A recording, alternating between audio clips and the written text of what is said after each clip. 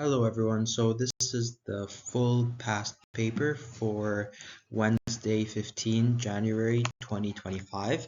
This is for Unit 2 Pearson Edexcel International AS level. Okay, so the first question is a sperm cell is specialized for its function. The diagram shows part of a labeled sperm cell. So complete the diagram by drawing and labeling a flagellum and an acrosome. Well, it's actually very nice of them to tell you exactly what they want you to draw. So they want you to draw the flagellum and the acrosome. So the acrosome is located on the tip of the head and it contains enzymes. These enzymes are used to digest the walls of the egg cell, so it penetrates through the gel substance to reach the egg cell itself and to create the embryo by the process of fertilization. And of course, the flagellum is needed for movement. Now, this is one grade that you should absolutely not miss. Okay. The second question, double I, give the function of the mitochondria in the mid piece of the sperm. Well, as we know, the mitochondria is the powerhouse of the cell. However, that's not a suitable answer for AS or A level. So mitochondria carries out aerobic respiration to produce ATP for movement. Remember, when you mention aerobic respiration, make sure that you write down that it produces ATP for movement or for other activities. Okay, so question B. Some male mice will mate with only one female and some will mate with more than one female. The swimming speed of sperm cells of mice has been investigated. The graph shows the relationship between mid-piece length and swimming speed of sperm cells of mice. So we have the dot over here. So this dot over here is male mates who mate with only one female. And then we have the X over here, which is the male with mates with more than one female. Okay, so look at the graph over here. We can see that there's a general increase. There's a general increase in the trend. So as mid-piece increases, so does the swimming speed. We can also see that the males who mate with more than one female are generally faster than the males who only mate with one female. You can see that there is like a divide over here. Okay, so give two conclusions that can be drawn from these data. So it's going to be, as the mid-piece length increases, so does the swimming speed of the sperm. The second point is, males who mate with more than one female have faster swimming sperm. Okay, now give the name of a statistical test that could be used to assess the strength of the relationship between length of mid-piece and swimming speed of sperm cells. So I just mentioned correlation coefficient. You can also write down Pearson's, and it is generally the same thing. This question, for question 1, hopefully you got 5 marks because it's pretty straightforward. Okay, question 2. The photograph shows a rabbit with a brown fur from Lokrum Island near Croatia. The Hardy-Weinberg equation can be used to determine changes in allele frequencies over time. So make sure that you understand what each part of the equation represents. Okay, so the equation is p squared plus 2pq plus q squared equals 1. Okay, so P is going to represent the dominant, Q is going to represent recessive, and Q squared is going to represent homozygous recessive. Okay, and then by using your own knowledge, obviously, P squared is also going to equal homozygous dominant. Okay, now rabbits that inherit a dominant B allele have brown fur. Okay, the proportion of homozygous dominant, which is BB capital rabbits in the island population, is represented by P squared, as we talked about it before, which is the value for 2pq if p squared equals 0.36. Okay, so we have first of all, we know that p squared equals 0.36. Now we're going to square root 0.36 to give us p alone, which is 0.6. Now we must know from the equation that p plus q equals 1. Okay, we're going to substitute the p and with the q, so it's going to be 0.6 plus q equals 1. You're going to rearrange the formula, which will give you q equals 0.4. Now we have p and q. So 2pq is going to be 2 times p and q. Make sure to write down, the 2 over here. I understand that you might think that 2pq is going to only be 0.6 times 0.4. However, you must include the 2. Okay, so it's going to give you 0.48. Now, albino rabbits in this population have the genotype BB, which are both lowercase, therefore it's homozygous recessive. State the part of the equation that represents this genotype. Well, as we know it, Q is recessive, squared is going to be homo. So it's going to be Q squared. Okay, so question B. A viral disease has killed many of the rabbits on Lokrum Island. Several genes are involved in protecting rabbits. Okay, key note on several. Okay, on protecting the rabbits from this virus. Explain, okay, it's very important. It's explain, okay? Explain how this viral disease could result in a change in allele frequency of these genes in the rabbit population on the island. Okay, so since they said the word several genes, you must link the word several, to genetic variation.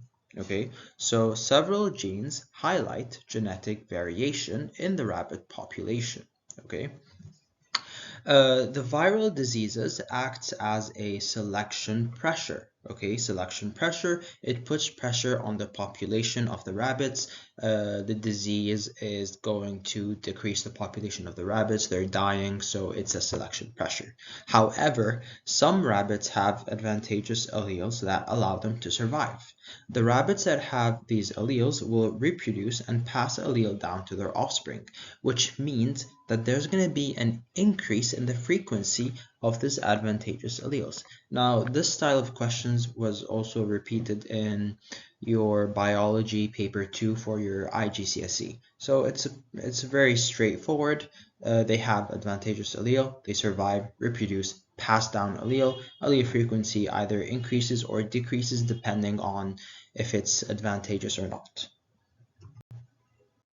Okay, question number 3, talking about plants and their structure. So the cells in xylem vessels have cellulose, cell walls, and secondary thickening.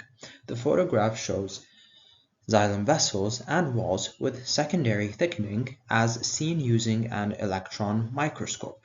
Okay, there's different types of microscopes. Okay, so over here we can see the secondary thickening, and we have the xylem vessels and the walls with the secondary thickening. Okay, so xylem vessels have cell walls containing cellulose microfibrils. It's very important that before the exam you know the general structure of cellulose and how it's advantageous to the plant and how its structure and functions work. Okay, so describe how the structure and arrangement of cellulose microfibrils contribute to their function in cell walls of xylem vessels. So there are many hydrogen bonds forming between microfibrils. Okay, hydrogen bonds make them stronger. Microfibrils are arranged in layers at different angles, which makes it furtherly stronger. If they're all at the same angle, if they're all in one straight line, that would be weaker. If you have something that's knotted together, like a knot at a different angle, then it's stronger. Now, obviously, there's going to be gaps between microfibrils, which allow movement of water and mineral ions. Okay, chemicals in the soil can affect the absorption of inorganic ions. Xylem vessels transport calcium ions from roots to other parts of a plant. The effect of adding two chemicals, ADTA or EDTA, and citric acid to the soil was investigated. The graph shows the mean mass of calcium ions in the roots of two types of maize used in this investigation. So maize is like a type of wheat. It's like a wheat plant, or like it's animals eat maize and cattle and cows eat maize. Just know that maize is a plant, generally speaking. Okay, so give two conclusions for the effect of these treatments on the calcium ion content in the roots of these two types of maize. So as you can see in the no treatment part over here, the no treatment A and B absorb similar mass of calcium ions. You can see that because the levels are similar, or they're not the same, they are similar. Okay, don't say same, because when you zoom in, they're not the same. If they're not the same, don't write they're the same, just write they're similar. Now, the second point is both chemicals reduce absorption of calcium ions. Okay, you can see when chemicals are used, the general absorption has decreased. Okay, explain the effect EDTA would have on new cell walls in the roots of type A maize plants. Well, there's going to be fewer calcium ions absorbed, okay, which is going to result in reduced calcium pectate. Hence, EDTA reduces the strength of the cell wall in the roots of the type A. Now, it's very important that you mention the roots of type A, because the whole point of this investigation and the main point stated is that xylem vessels transport calcium ion from roots. This is a very hard point to point out. However, if you miss out on one mark, you're going to be fine.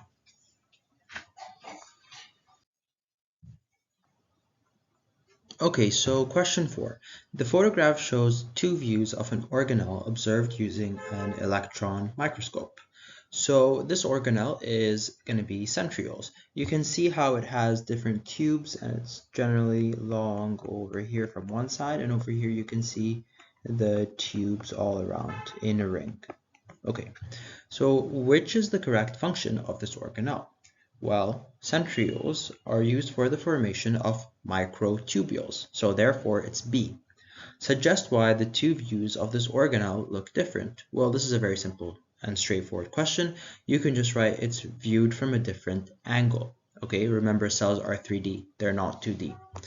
The diagram shows a cell in a telophase of mitosis. Now over here, remember PMAT, prophase, metaphase, anaphase, telophase. Draw the cell to show it in metaphase of mitosis. Well, in metaphase, chromosomes are going to line up in the middle. Okay, the spindle fibers are going to attach to the centromere of each chromosome. Okay, make sure that your drawing is in pencil and it's very neat and accurate. No shading, no coloring, just simple pencil, just a simple pencil drawing. Okay. Describe what happens in anaphase of mitosis. Okay, so in anaphase of mitosis, you can see from the drawing over here, the spindle fibers are gonna contract and they're gonna pull the sister chromatids away. If they ask you to draw it, make sure that you draw it in this V shape to show that it's being pulled away. So in anaphase, the centromere divides, the spindle fibers contract. Okay. The diagram shows the relative proportions of the time spent in each stage of the cell cycle. In these cells, cytokinesis takes 20 minutes. So 20 minutes is going to equal to 15 degrees. Okay, so we're going to have to find what interphase is. So calculate how long interphase would take in these cells. Give your answer in hours. Okay, so interphase is 270 degrees, and we know that 20 minutes equals 15 degrees. So we're going to have to divide 270 by 15, which gives us 18. This means that in 270, there is 18, okay, there's 18 15 degrees, okay? So from the 1815 degrees, we're going to have to multiply them by 20. So 18 times 20 equals 360 minutes. Now to convert minutes to hours, you're going to simply divide by 60, which gives us 6, therefore it's 6 hours. So state how the mitotic index of a cell could be calculated. The number of cells in mitosis divided by the total number of cells. Now question 5, we're halfway there. Some cells divide by meiosis to form gametes. Complete this graph to show how the DNA content per cell would change when a cell with 2 arbitrary units of DNA undergoes meiosis to produce gametes. Okay, so notice how that it's going to be flat for a bit, which is given to you already. Then it's going to double. Okay, so it's going to go from 2 to 4. If this was 3, okay, it's okay. If it's, they're always going to give it to you from 2 to 4. So if it's going to be from 2, it's going to go up to 4. Okay, then it's going to remain straight constant for a bit, and then it's going to decrease to 2 as the cell divides. So the starting point is the cell begins with a certain amount of DNA. So in our example, it's going to be 2 arbitrary units. Think of this as having 1 copy of each chromosome. Then there's going to be DNA replication. So before dividing, the cell needs to make a copy of all its DNA. So the amount of DNA is going to double. So it's going to go from 2 to 4. Now each chromosome has 2 identical strands, which are called sister chromatids. Then we're going to have meiosis 1, which is going to be the separation of homologous chromosomes. The first division separates the pairs of homologous chromosomes.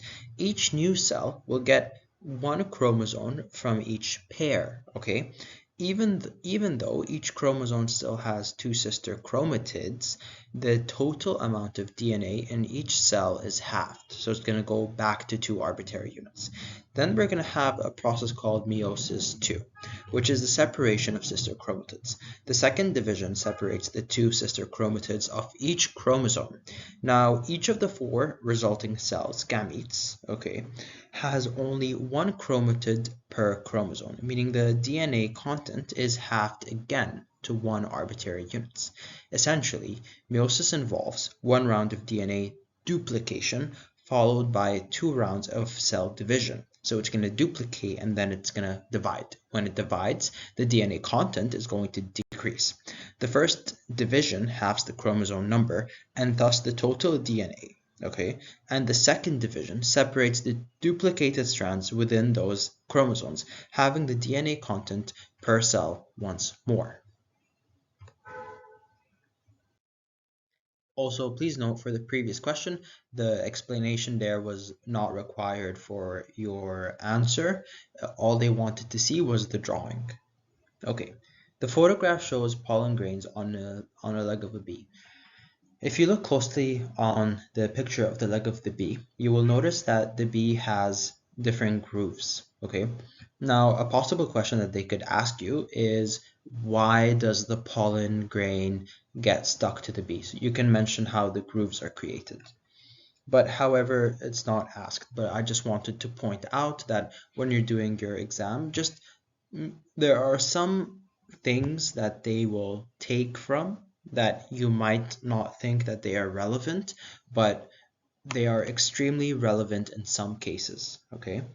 Now, of course, with the past papers that you do, all the past papers that you do are going to be different from the paper that comes in your actual exam.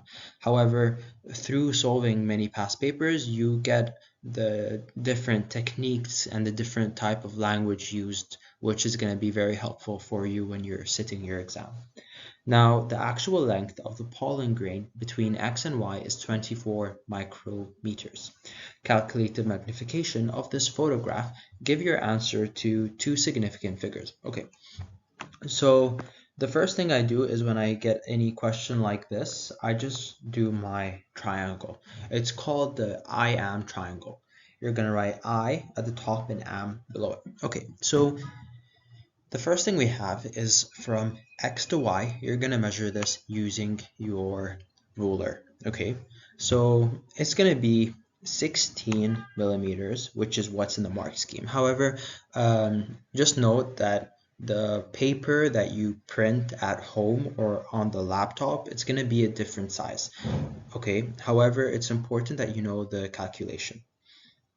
The most important part is the calculation. Okay, so the actual length is 24 micrometers, so that's going to be A. Okay, now our ruler, okay, is going to be 16 millimeters. We're going to have to convert that to micrometers. So 16 millimeters to micrometers is times 1000, which gives us 16,000 micrometers. Now we're going to have to divide the image size by the actual, okay, which is going to give us 666. However, you can round that to 670. Now, question C. The photograph shows a bee on a peony flower. Peony flowers are very beautiful flowers. Pollen grains from the leg of the bee are transferred onto this flower.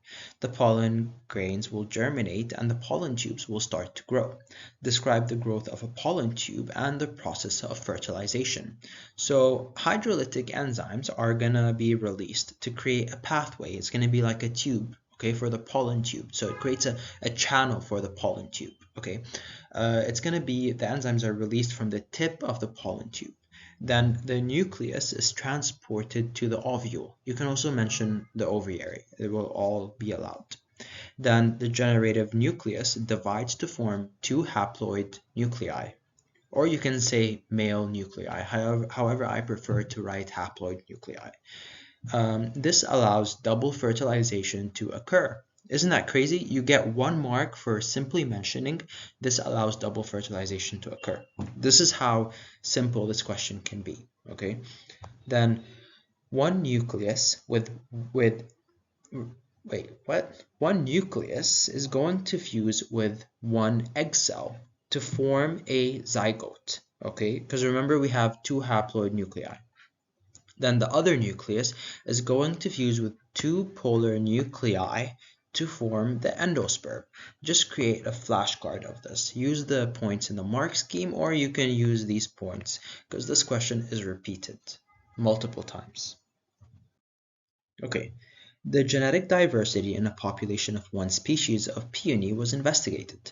There were 418 peony plants in this population. Some of the genes of peony have several alleles. The table shows the number of different alleles and the heterozygosity index for each of the 4 genes in the population.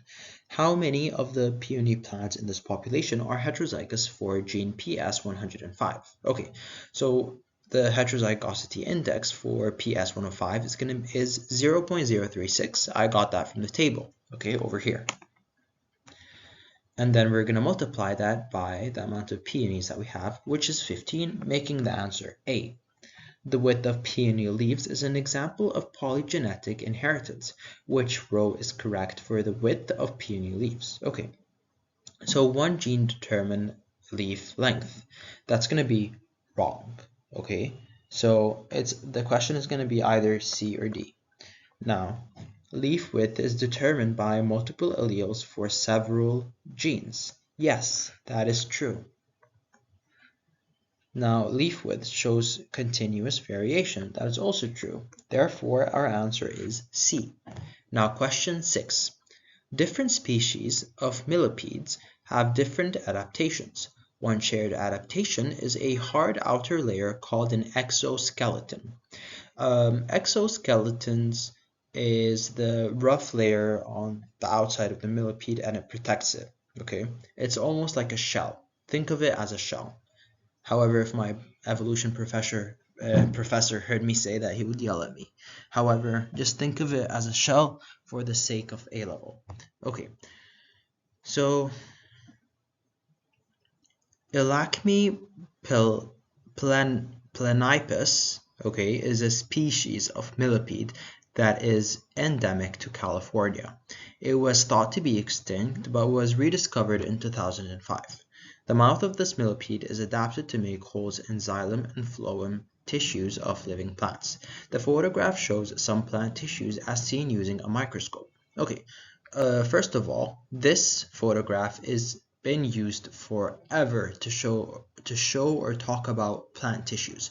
So what I did for my A-levels is I printed this image out and I labeled it. So I have my sclerenchyma, my phloem, my cambium, my xylem, and my parenchyma.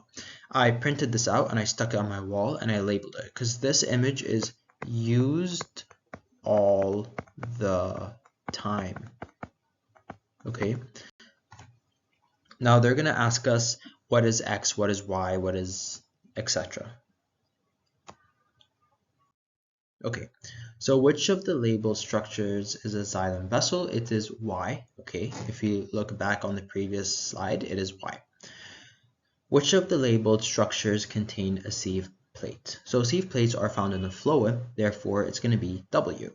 Now explain the advantages for this millipede of being able to make holes in xylem and phloem. Okay, so the millipede is going to gain water from the xylem because remember the xylem carries water. Okay, the millipede is going to gain sucrose from the phloem because phloem carries sugars. Okay, the sucrose is going to be used for respiration. We can also mention that the water is going to prevent dehydration.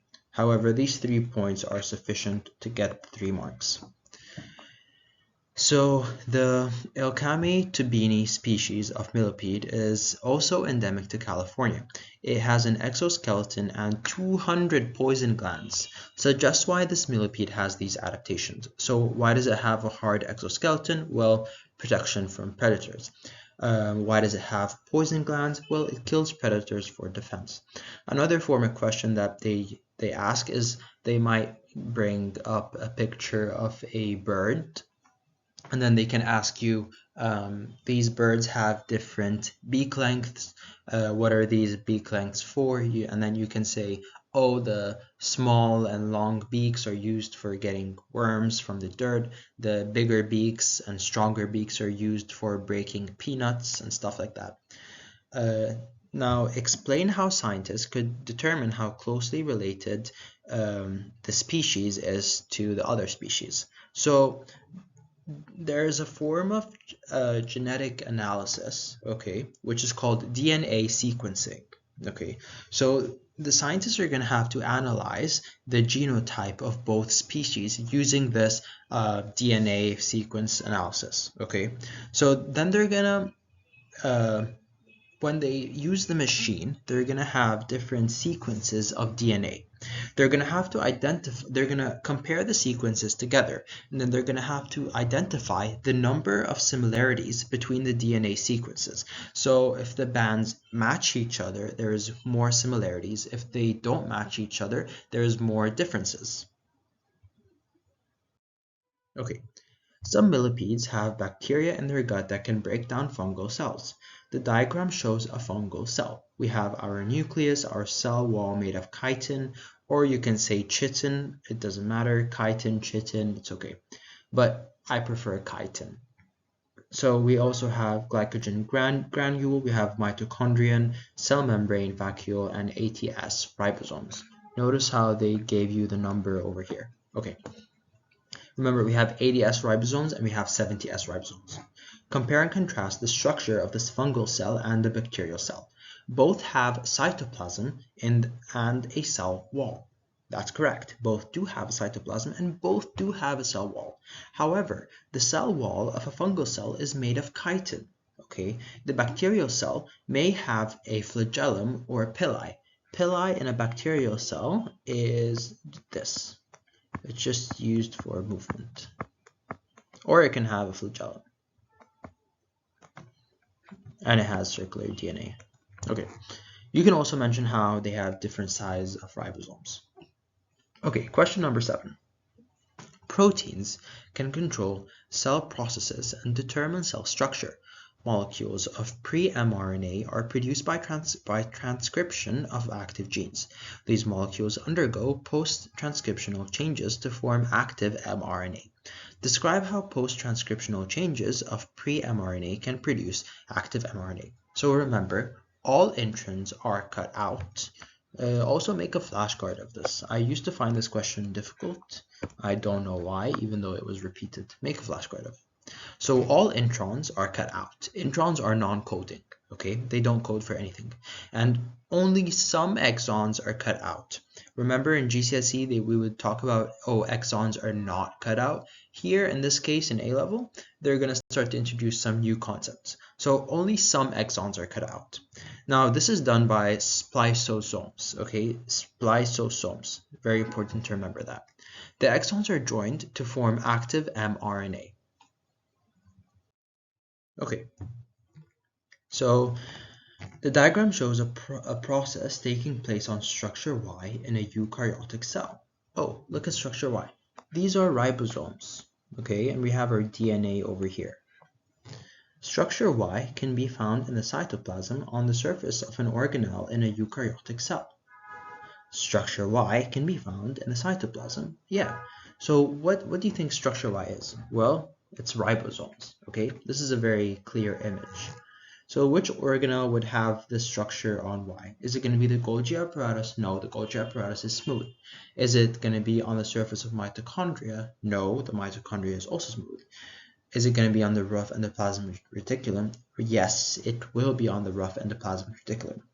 Give the function of structure Y. Well, the rough endoplasmic reticulum is used as a site of polypeptide synthesis. Do not write protein synthesis, okay? Because technically it's not correct. It's the site of polypeptide synthesis. Yes, it does make proteins most of the time. However, it's better to write it's the site of polypeptide synthesis. Now, if you're panicking right now, thinking, "Oh, I didn't know that," that's okay, because when you go to university, they're going to be giving you contradicting information to what you're learning in your A-levels. However, it's not all contradicting, maybe only some bits and like some parts, okay? Which row gives the names of the molecules labeled X and Z? Well, molecule X is going to be a polypeptide, whereas molecule Z is going to be an RNA strand, okay? I mean, it also sort of helps you in the question when it gives you polypeptide down here, you know? So it would be expected that you would write polypeptide up there. DNA methylation can alter the activation of a gene. Suggest the role of the enzyme DNA methyltransferase DNMT in the process of DNA methylation. So it's going to bind to a methyl group, which is CH3, to the DNA to the cytosine. This question is actually pretty difficult because you need to mention cytosine to get the grade. However, if you don't get this, it doesn't matter at all.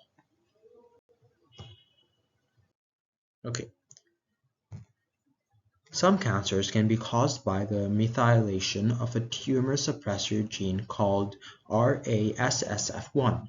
Tumor suppressor genes can slow down cell division or cause cell death. Peperonium E is a drug that can cause the demethylation of the gene RASSF1.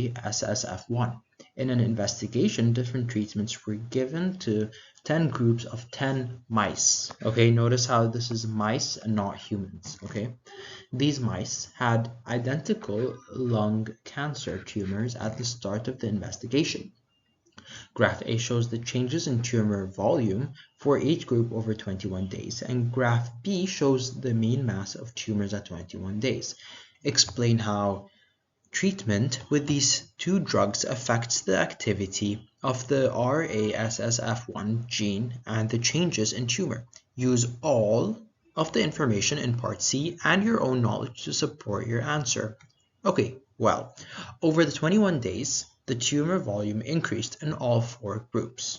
Okay, you can see over here there's a general increase. Now you have to state the point and you have to explain, okay? So the tumor increases due to mitosis, or you can also say due to uncontrollable cell division. The second point, the greatest increase in tumor volume is in group A. So here I start to digest, okay, the main parts or take apart small parts from the graph. Okay, so the greatest increase in tumor volume is in group A. Why? Because group A has a higher mitotic index. Here I'm explaining. It has a higher mitotic index, more mitosis. A higher concentration of peperonium E extract is more effective than lower. You can see over here, when it's 25, it's a bit high, the mean mass. When it's 50, it's lower. Okay, so this means that it could be used to treat tumors. Now, however, since this study is done on mice, you cannot say that a study done on mice is going to equally be the same on a study done on humans. So you have to mention that. So, however, the study is only done on lung cancer in mice. So it's not applicable to other types of cancers. Okay. Now, humans have introduced new species to the island of Saint Helena. Some of these species have become invasive and have reduced the biodiversity on this island. The invasive species include cats, rabbits, and rats. The St. Helena plover is a bird endemic to this island. It lays its eggs in a nest on the ground. So when it's on the ground, it's going to be very visible to the cats and the rats. The photograph shows a nest and offspring of a St. Helena plover. Okay, so suggest why the population of the St. Helena plover decreased after the introduction of cats and rats to the island. Well. Cats hunted and ate the chicks. Okay, meaning that fewer chicks survived and became chickens. So since they're not surviving, they're not going to be breeding. Okay. Conversion programs resulted in the population of the St. Helena plover increase from 200 adult birds in 2006 to 560 adult birds in 2016. Calculate the mean rate of increase in this population. So notice it's going to be per year. So they're going to want to know from 2006 to 2016, so that's going to be 10 years. And the increase is from 560 minus 200, therefore our increase is 360.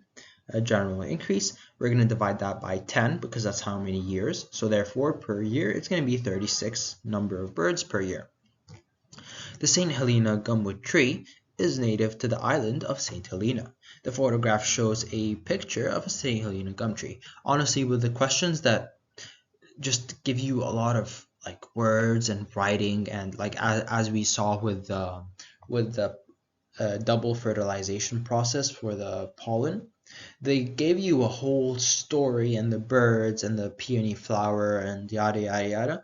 Honestly, when I did my exam, I skipped through, I skimmed fast over it, and then I read the actual question, which is only one sentence. Okay. The St. Helena gumwood tree is critically endangered. Rabbits have contributed to the situation by eating the shoots of young trees. Okay, now this part is important to read. A breeding program increased the population of the trees from 2 trees in 2009 to 6,000 in 2010. Describe how the St. Helena breeding program could have been carried out. Okay, so breeding programs, they must analyze the gene pool. Okay, they must see how genetically diverse the trees are. Then they must plant saplings in a protected area so that the rabbits don't eat them. Okay, explain one way that a young tree could be protected from rabbits. When they tell you explain one way, please do not write 3 different ways. If you write more than one way, they're not going to give you the mark. Okay, if you give them 2 points, you're gonna automatically, they're not gonna give you the mark. So when it says explain one, just give them 1 point. State your point and explain. So my point is build fences around young trees. That's my point, my explanation, to prevent rabbits from reaching the trees and eating them. Boom, that's 2 marks. Scientists have proposed storing seeds from St. Helena gumwood trees in seed banks to aid the conservation of this endangered species. Describe how a seed bank would successfully select, prepare, and store seeds from these trees to aid the conservation of this endangered species. Well, they're going to have to select seeds that are genetically diverse, okay? Because when you have seeds or animals that are genetically diverse, they're going to be less prone to dying from diseases or infections. So if you have 5 different plants and only one of them is infected by tobacco plant disease, this one plant is going to die. However, we have 4 more trees alive or plants alive. So the seeds would then be x-rayed to see if they're viable. Okay, when they will see the formation of the seed to see if the endosperm has formed, which provides the embryo with the nutrients.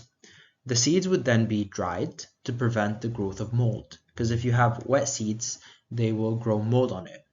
Then the seeds are stored in a vacuum, or you can say they're frozen. Okay, now this is our final page. A study compared the biodiversity of 2 habitats on the island of St. Helena. The table shows the data obtained from habitat 1. Okay, we're going to have to complete the graph. Okay, so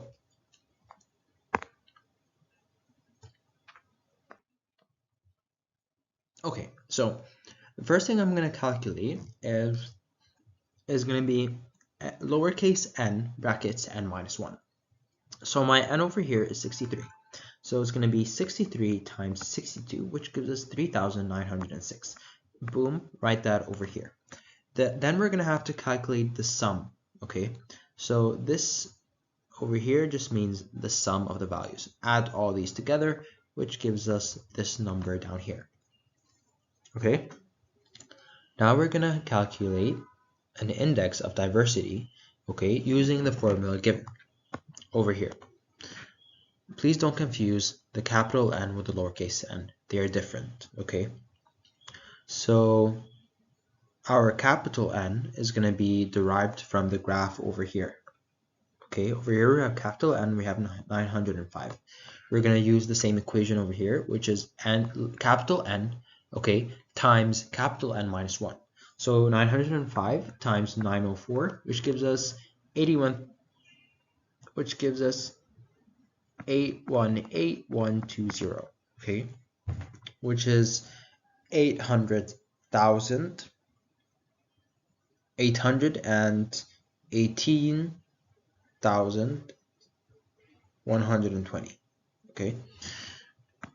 Take this number and then put it on the denominator, and then we're gonna use our sum over here, denominator, divide that, which gives us 0.144. Now they're gonna compare this value with a different value. So habitat 2 has an index of diversity which is 2.80, so it's much greater than 1.44. So a student concluded that the second habitat had a higher diversity. Yes, this is correct. I agree, because the diversity index for 1.44 is smaller than 2.80. Okay, so this is the end of our paper. Please subscribe if you want me to make more past papers, or if you want me to do units 3, 4, 5, or 6. Just let me know down in the comments. Thank you so much. Please subscribe and have fun, and you're going to do great in your exams.